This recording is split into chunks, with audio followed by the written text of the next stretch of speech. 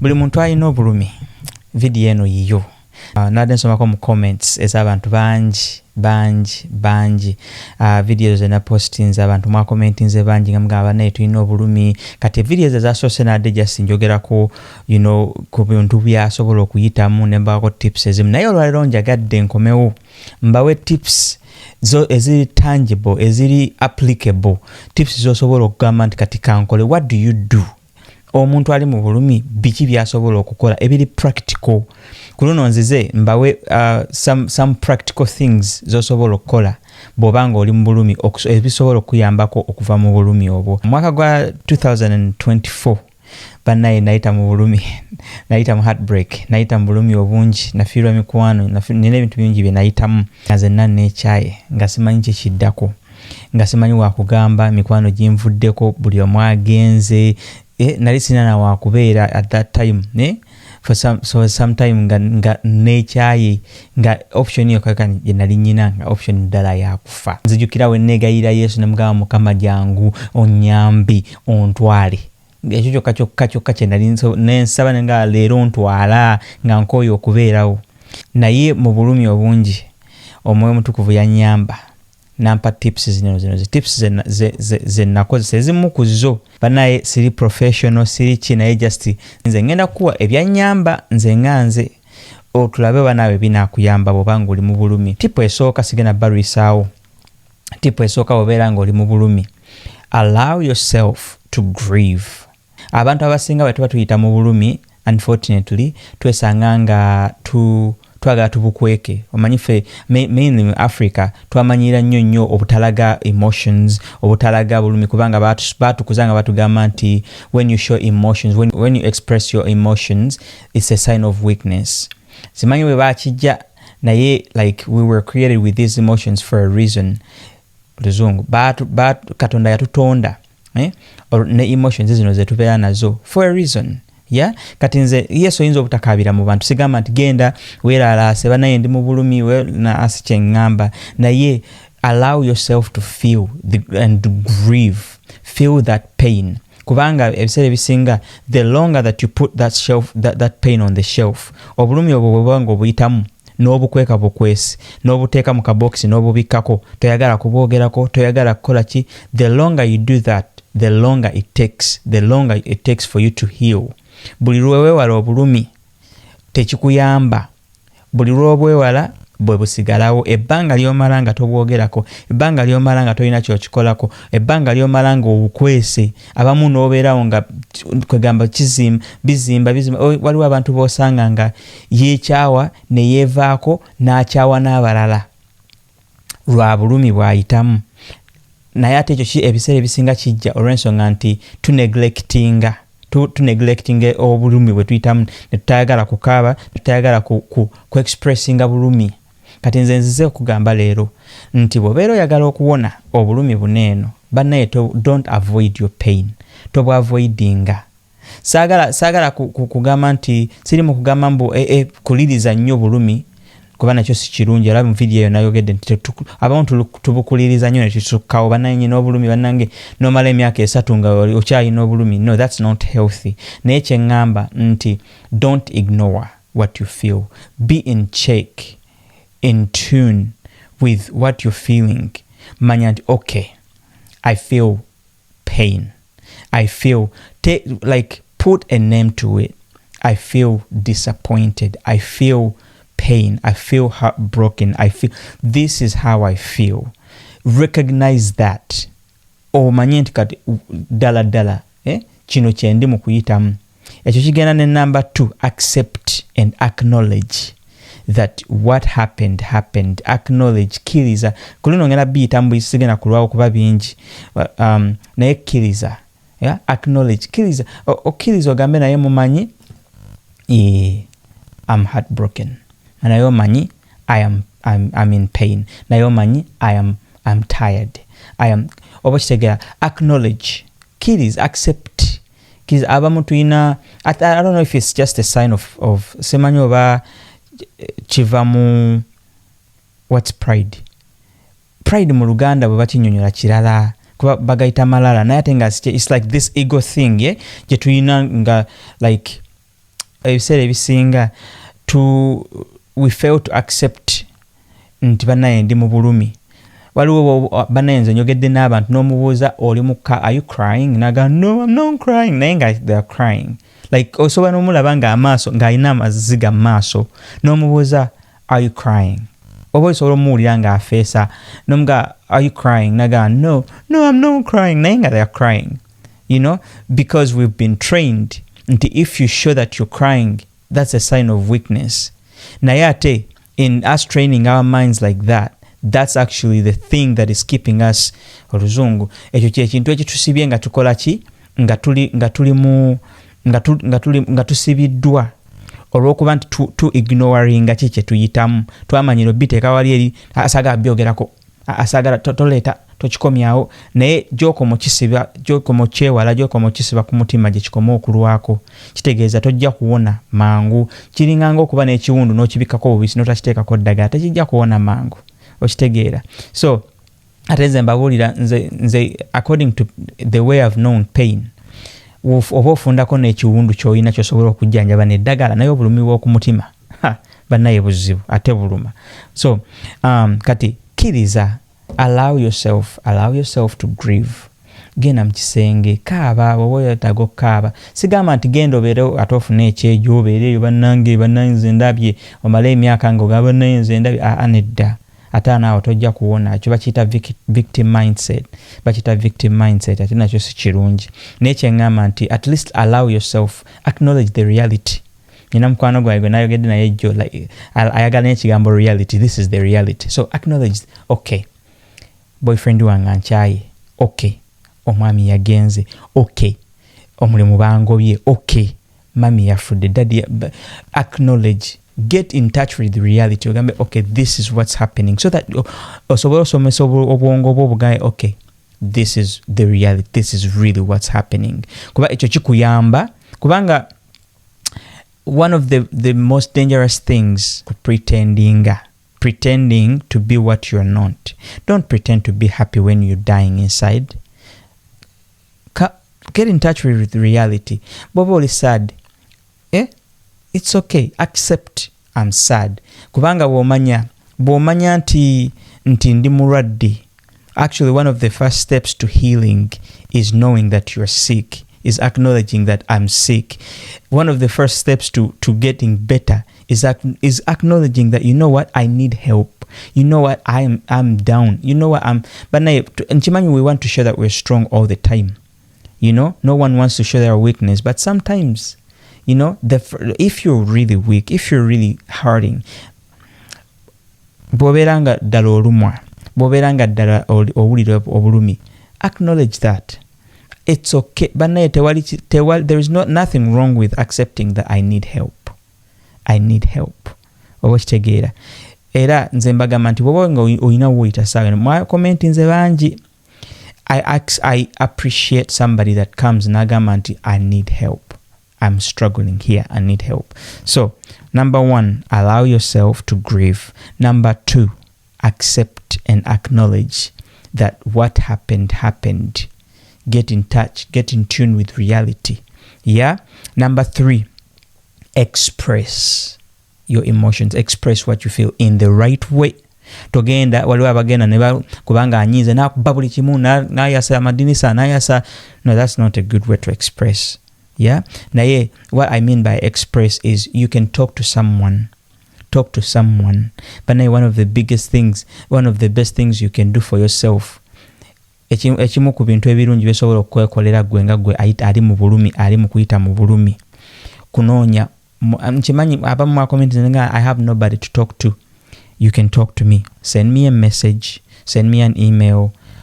We will set up sometime way, a way we can connect. Waliwo abamu nabadde njogera nammwe jjo, I talked with like 5 people. We can talk.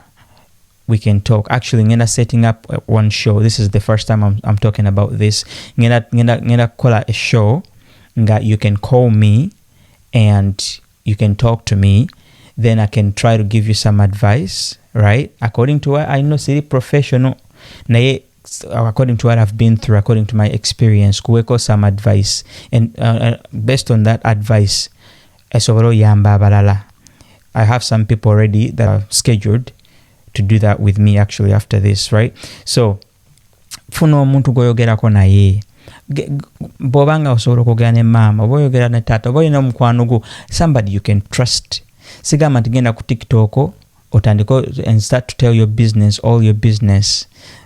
Kubanga olaba Paul ajja nayogera mbu nalina heartbreak biki Paul has done this for a while. Mukama alina byamuwonyeza Paul yawona.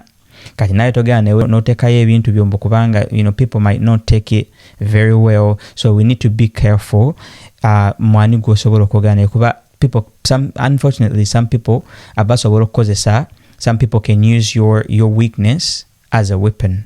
Unfortunately oyinza okugamba omuntu ekyama kyo ate nakikozesanga nakulaalasa. So we need to be careful, but find someone that you can talk to, find someone that you can express, that will understand. Ate nekirala nekino nakyo kikulu omuntu gwogenda okwogera naye okumunyumiza ebintu, ekisooka manya nti omuntu oyo kiba kirungi nnyo n'oyogera n'omuntu ng'ayiseeko w'oyita.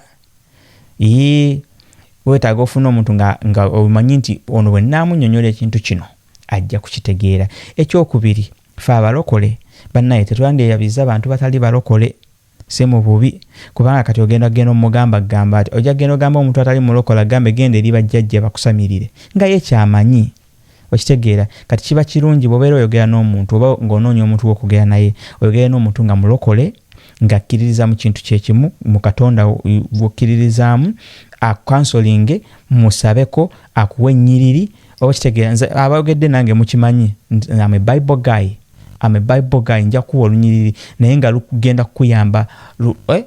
Already I've got some feedback. Ababadde bogera nange funye feedback nti banasoma olunyiriri ne lunkolera webiti. Kuba ffe ebyaffe bya Saala, ffe ebyaffe bya Katonda, bwetyo bwe tuyitawo. Katonda yekka yasobola tuyamba mu bulumi. So funa omuntu gw'osobola okwogera naye, omunnyonnyole ky'oyitamu ng'omanyi nti ono bwe munnyonnyola, ekisooka ajja kuba n'emmiza, ajja kuuma ekyama kyange. Ekyokubiri, ajja kunnyamba mu ngeri gy'asobola okunnyambamu. Ekyokusatu, waba naddala nga yayitako w'oli mu kuyita. Nze ebiseera ebisinga omuntu bw'ajja n'aŋŋamba nti bannaye ndi mu kuyita waneeno, bwe mba nga kyayitamu nga sikiyitangamu, nfuna omuntu eyakiyitamu gwe mmanyi ne muconnectinga, oyo n'asobola okumuyamba, kubanga nyinza okuba nga sisobola kuyamba w'oyita nga simanyi kyakukola, nga kyo struggling nakyo sigenda kugezaako kugamba nti bannaye katukola bwoti, okujjako era nsobola okuwako nze kyemmanyi ne nkusindika ewa Katonda nti bw'osaba bwoti, bw'osiiba bwoti, bw'okola bwoti, naye ate kisingawo nenkudirecting ewali omuntu asobola okuyamba. So find someone to talk to. Yeah, if you don't have anybody, talk to me. Just send me a message to just setting up a good day. I will listen to you, and when we can talk, I can connect you to some people, things like that. So express yourself to someone that understands you, right? A trusted friend. Mwegendereze. Muku expressing another thing that you can do with expressing yourself is journaling. Osobola ofuna akatabo katinga kano kenyina bwe kati nokera ku macha notandika, I'll teach you how to do it. Notandika, okay, today is, wandika date, wandika time, notandika today this is how I'm feeling, and you express yourself. Rach obijeyo mu mutima ebikuluma, obifulumye, buli lwofulumye ekintu ekyo owewuka mu mutima, oba kitegeera. So to a training okubifulumya ne bwe batoyogedde na muntu nga bwe batoyina, at least journal with some, journal how you're feeling. So yes, stay active. That's another thing. Tip number 4, stay active. Nkimanyi nti omuntu bw'abeera mu depression, ng'ali depressed, it's very tempting okubeera nga toyagala na kuzuukuka kuva mu buliri, toyagala genda ku mulimu, toyagala kukola kintu kyonna kuba obulumi buba bungi, nga weekyaye toyagala kukola kintu kyonna. Naye wakati mu kwekyawa tulina bakuyita oba kwekakaba, like we have to sometimes force ourselves to get out of bed, because life has to go on. Boyfriend ayinza okuba yakukyaye naye life has to go on.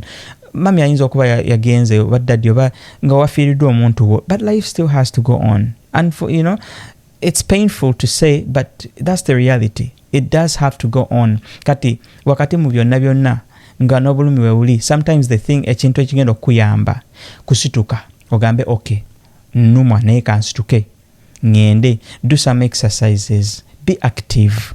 You know, bobeera nga oyinza okuba nga waliwo bannanga bali mu biyumba eyo nga tolina nnyo wakutambulira kukola biki, there is some things wosobola okukola kubanga staying active tekikuyamba kukyusa mubiri gwokka naye n'obwongo, kuba remember nti obwongo bwaffe, our minds can be retrained.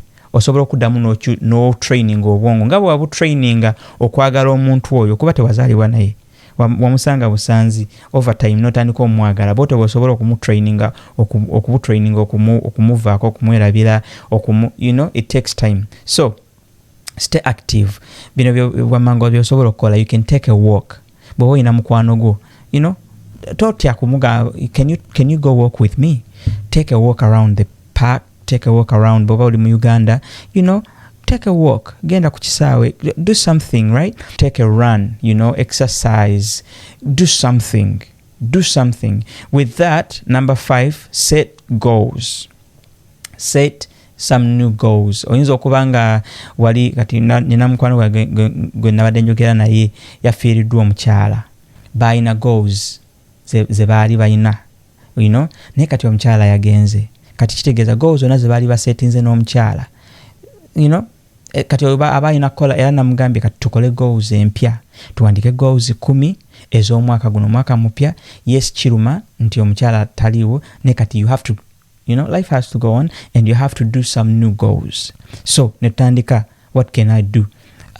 Tezina kuba nene nnyo nti ngenda zimba kalina omwaka guno, ngenda kugula emmotoka. No, it can simply be today or this year ngenda kwambala bulungi, you know, and then you start saving up. Ofunyeyo 15, ofunyeyo $3, ofunyeyo depending on where you are. No genda ne wegulyayo ka t-shirt mpola this year ngenda kusiba, you know, ngenda kulabikako bulungi.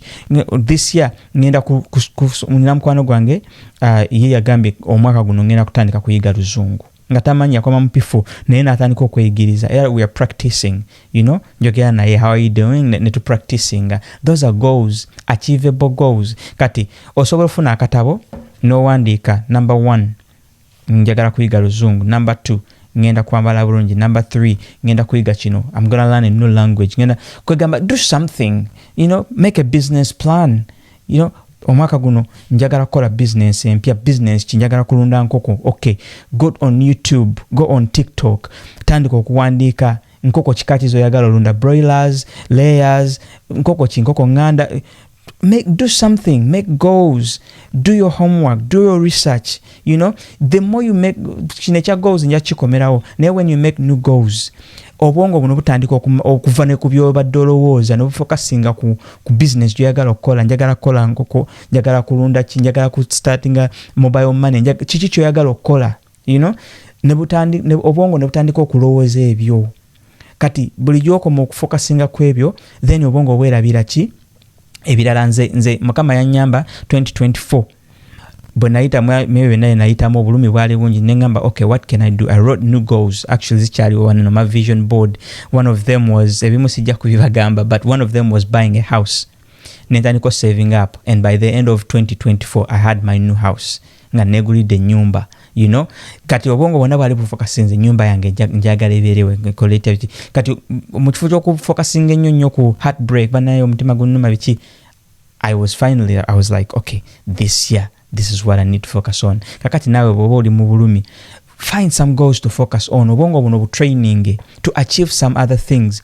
Ekirala so nekyo nakyo kiri awo. So rebuild yourself, rebrand yourself, ate n'ekirala ekirungi ku setting goals ezo nti adding it adds on your value. Value yeeyongera kubanga you become knowledgeable, you become weeyongeraku nobeera nga kati olina by'omanyi kwegamba nawe n'owulira it adds on your value, it adds on your self-esteem, like it makes you feel good, it makes you feel accomplished. Ate n'ekirala kati bw'omala okuwandika goals zo, no matter how many they are, then ng'otandika okubuuza, what can I do today that can contribute towards my goals? Kiki nsobola okukola kati olwaleero bwe nzuukuka ekisobola contributinga ku goals zange zensetinze. Bw'obanga okoza business, okay, bwe nkola emitwalo 10 nentoolako nenkola budget nenkola biki, bwe nsigazaako 15 nenzisavinga in 2 years zisobola okunkola business yange gye njagala okukola. Olwo obwongo butandika okuyiiya nga bukyuka mu kifo ky'ofokasinga ku boyfriend yandese, girlfriend yanvuddeko, mukyala wange yagenda biki, ng'ofokasinga okay, how can I become a better person, you know. Nja kukomerawo bana abalina heartbreak eza relationships abo tujja kudda kuba biwanvu, naye waliwo do's and don'ts. Stalking your ex, who don't anyway, to be very naye, you know, set new goals. Another thing with setting new goals, buli goal you're achieving, reward yourself. When you learn a certain kind of language, when you learn a new skill, reward yourself. Toina kugenda kuba pate biki, naye buy yourself a kasoda bwoba tokanywa nnyo. You know, buy yourself a kasoda, go reward yourself. You achieved that goal, and then you do something else, and then you reward yourself, and then, you know, so kijja kuyamba okubeera so that you can start feeling good again. You know, I'm telling you people ababadde mu bulumi for years, it's because your mind is so focused on your pain that you don't see anything else. Now, maybe when you write some goals down, then it can help you to rewire your mind, to retrain your mind, you know. Munsonyiwe njogera mangu kuba bino bingi. Ekirala kino kikulu, set boundaries. Nze nali simanyi kubanga I thought that setting boundaries was me being mean, oba kyandabikiranga like, oh, you are know it all, or you are weeraba wekola, but boundaries bw'obanga oyagala okubeera ne health mind, if you want to have a good mind oba mental health, good mental health, you have to have boundaries ezo nkulu bannange. Naddala kati bobanga, you know, omuntu getting a depression, wabeerawo some things that you did, oba boundaries that you didn't set up, that you ignored to set up, you know, eziba zikuleetedde okubeera mu eyo situation. Waliwo abantu abamu njakukomawo ku byokudatinga, naye there is some people that we were supposed to just walk straight past. Now we ended up marrying them, bannange, we ended up dating them nga we were not supposed to. You were supposed to just say hi and move, but you didn't. Boundaries bikulu bino wemanyi nze benjogerako banga abantu bange mwemanyi benjogerako, you know, but boundaries kikulu. Njakomawo ku boundaries. Maybe I will do separate videos nga njogera in depth ku zino points, ku saving sente, basavinga batya sente, boundaries, ebintu ebityo, setting goals, staying active, bityo sobola okukola. Njakomawo ndowooza in depth tubyogereko, naye right now I'm just giving you some points. So boundaries, boundaries ezo kikulu. Kanjogereko katono ku boundaries ezo. Don't kino kye nali simanyi kye nayiga. No is a full sentence. No is a full sentence. Bannange, no is a full sentence. Basista bange abato abampuliriza nga alina byayagala mukole nga okimanyi tolina bikola, naye kubanga oyagala mukipinga, no compromisinga, no crossinga boundaries otalina crossinga. No is a full sentence. Ako kakakomyawo, temunkyawa, naye nga mumanyi kyenjogeddeko. Compromising ng'ate nkya ojja kubanga gwe akaaba obulumi kubanga you ended up making mistakes that we were not supposed to make. You crossed boundaries. Waliwo abantu abamu nze bensanze nga bo baliwo kukuwa poison, nkiyita poison, kujjukiza bya your past buli saawa, gwe wakolanga bw'oti, wakola. Waliwo n'abantu abajja mu bulokole ne balokoka. Sookolekeka nkomewo. Waliwo n'abantu abajja mu bulokole ne balokoka. Ne balokoka bambi nga yali munywa mwenge, bambi nga yali mwenzi, nga yali mu nsi ng'abantu b'ensi bwe babeera, n'akyuka. Naye bambi simanyi lwaki kibeera bwe kiti, ate abalokole bajjazze olw'okuba bamumanyira eri ne basigala nga bakyamumanyidde eyo gye yali so wakola hero no gwe alokose mbu alokose ne bamusekerera alokose biki naye nga bambi kati ayagala kukyuka kati omuntu nga gwe kyenkugamba kyekino don't try to explain yourself. There is freedom kano mukawandiika there is a certain kind of freedom that comes by being okay with being misunderstood. Kubanga sometimes people will never understand your intentions. Sometimes people will never understand that you truly changed. Yes, you made the mistakes you made, but you changed. Sikyali oligo mwali mumanye yali anywa omwenge yali ayenda sikyali oyo sikyali kali eri akavubuka ke mwagiranga ne muyisaamu sikyali ako, you know. But sometimes you won't be able to explain yourself, but you will be able to just let the actions speak. Like actions ezo zikuogerere. You know, so tewetawanyan. In fact, toleka na kukuluma olwaki gwe wemanyi, you know, okay, I did those mistakes back then, but I'm not that same person anymore. Kakati nachuka ndi mulala. So, you know, don't try to put me back to that person. That's not me anymore, you know. So, yeah, so boundaries ezo nkulu. Waliwo abeetaaga amazima. Waliwo abamu nga weetaaga ogende mu list yo mu contact list or deleting number olondemu abantu nti okay, does this person value me mentally? Do they add to me mentally, physically, spiritually, economically? Do they add to me? Do they help me be a better person? If they don't, why do you have them? Why do you? Anyway, none of my business, but like, you know what I mean. Nti add value to yourself, make some new friends. Abasobola okuyanoga okay, kano sikategeera osobola okundagirirako. Can you teach me how to read the Bible, how to pray, how to make money? How can you teach me? Have those valuable friends. Ebikadde tubyerabye tugende n'ebipya. That's how you're going to become a better person. Oli yakuleka, oli yakunyomanga, gwasobola otunulira naga gundi kati mulala yachuka. Let me tell you, we need to start using our pain to our advantage. Use that pain as motivation, to become a better person. Use that pain. Obulumi obukozese nga amafuta, like gas. Amafuta agasobola kupushinga to become a better person, to become successful, to become I think most of my achievements nakola nazikola in that season of pain.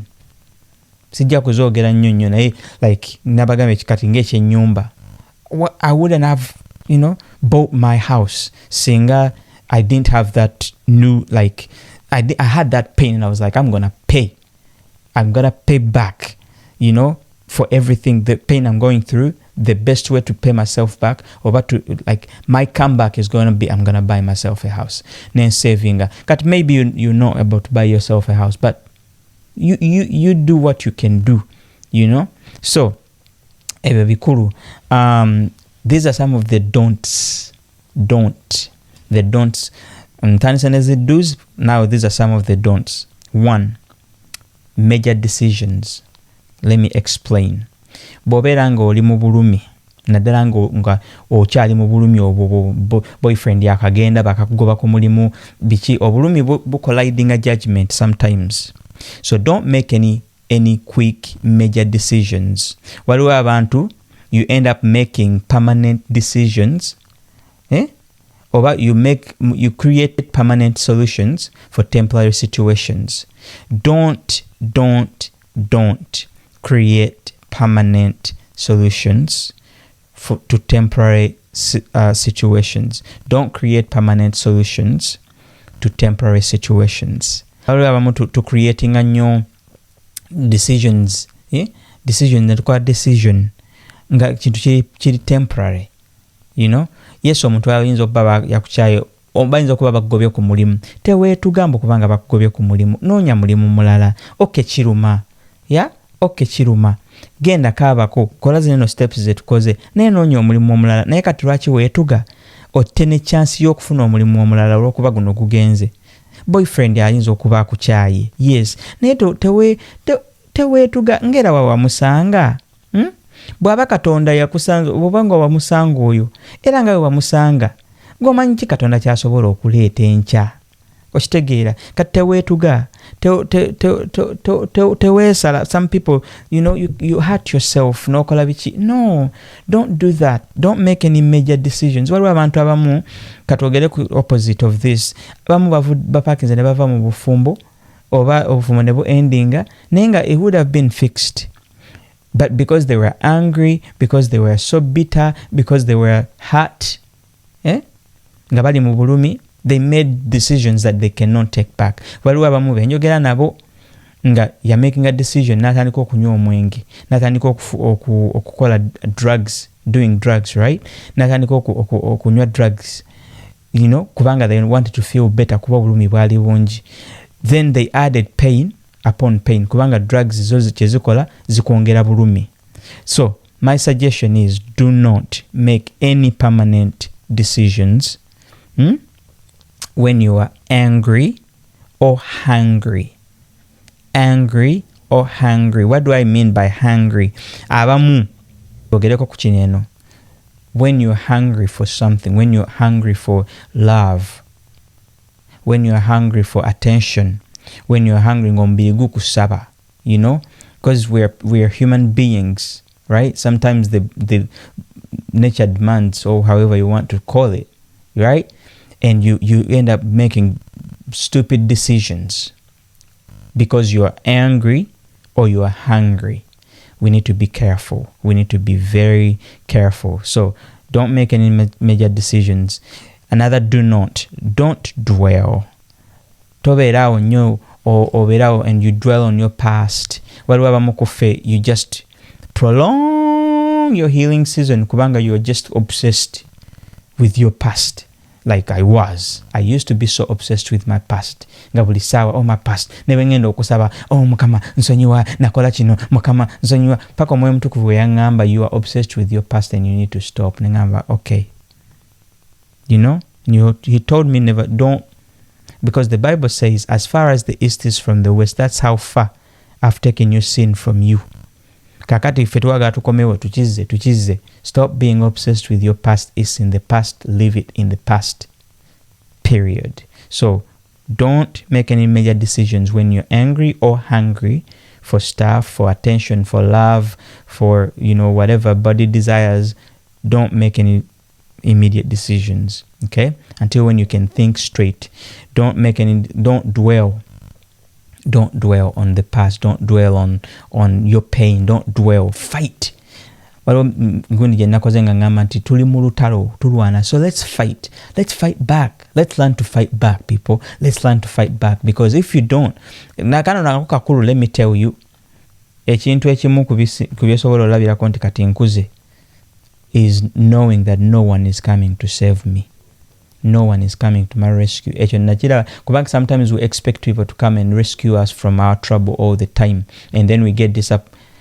Oluzungu olumu tubeerawo ne expecting abantu okujja okututaasa buli ssaawa, then afterwards ne tutandika okukola ki, okubeera disappointed kubanga tebazze kututaasa, tebazze kutuyamba, tebazze kututaasa, but nobody is entitled to helping you. Only you can do something about it. But abajja okuyambako bajje bakuyambeko, but your joy, your happiness, your prosperity, your success is your business and your responsibility. Kano kayinza okuluma, temunkyawa, naye nyina okubyogera kubanga nze nabiyiga. I learned them the hard way. I wish somebody told me that, before I got so disappointed and hurt and, but no one is entitled to helping you. Yes, so tuyinza okuba ne family members, tuyinza okuba ki, but some people tebajja kuyamba nga bw'osuubira. Kati I would rather tell you the truth. Ne ngamba, you know what? Your joy, your happiness, that's your responsibility. No one is entitled to making you happy but yourself. Because ne Katonda, kuba he can give us joy, right? Sometimes it takes you going, nobody's coming to rescue me, so I have to get up in the morning and go and look for a job. I have to get up in the morning and go, with God being our help, nga Katonda yatuyamba. Oba bitegerekese. So when njogedde oluzungu, munsonyiwe mbadde saagala nnyo kukozesa luzungu kwanjaga nnyonnyole mangu like you know. So mbeegayiridde bwegayirizi ali mu bulumi ojja kuva mu bulumi si bwalubeerera, teweekyawa teweekoowa. Njagala tugende mu maaso ga Mukama tutwale points zineeno ate tutwale ne goals zetukoze empya omwaka guno gwakatandika. So let's make some new goals and let's break through. Let's come back. Tukomewo omwaka guno gugenda okuggwako nga tutunula emabega tugambe wow, I went through that too, you know. So bw'oba oyagala okukkiriza Yesu okubeera omulokozi wo, repeat after me, gamba ayi Yesu nzija olwaleero nenenyola ebibi byange byonna byenkoze ne bye bankolera. Nzikiriza nti yeggwe wafa n'ozuukira ku musaalaba nti era oli mwana wa Katonda. Yesu nkusaba ojja oyingire mu bulamu bwange, nkuwa obulamu bwange obeere omulokozi wange. Neegaana sitaani n'ebikolwa bye byonna era okuva olwaleero ndi mwana wa Katonda mu linnya erya Yesu, amiina. Bw'oba okkiriza Yesu okubeera omulokozi wo, send me a message manye kusanyukireko, you know, welcome to the family. So I always want to say it always gets better. Thank you. Ka video kaneno akalamba osobola okukasanga ku YouTube. Bw'obanga video ene kugasiza mbadde nsaba subscribinga oba followinga oba likinga oba sharinga tusobole okuyamba abantu abalala. So mwebale nnyo, mwebalire ddala. Ndekerayo ka comment onbuulireko by'oyizeemu mu video eno.